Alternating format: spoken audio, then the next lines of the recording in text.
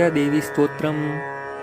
पतिव्रता शिरोरत्नभूता सुन्दरविग्रहा सुचरित्रा दिव्यतेजा सर्वलोकनमस्कृता विष्णुप्रपौत्री कपौत्री सती कर्दमपुत्रिका देवहूति समुत्पन्ना सुमुखी कपिलस्वशा अत्रि पत्नी महाभागा दयाक्षान्त्यादिभूषिता अनसूया वेदगेया निजधर्मजिताखिला श्रीदत्तात्रेयजननी चन्द्रमाता मनस्विनी दुर्वासो जनयित्री सा जगत्सङ्कटवारिणी चतुर्विंशति नामानि मङ्गलानि पराणि च पावन्यान्यसूयाया दत्तमातु पठेन्नर त्रिकालमेककालं वा श्रद्धाभक्तिसमन्वितः तस्य धर्मे रुचिर्दत्ते भक्तिमुक्तिक्रमात् भवेत्।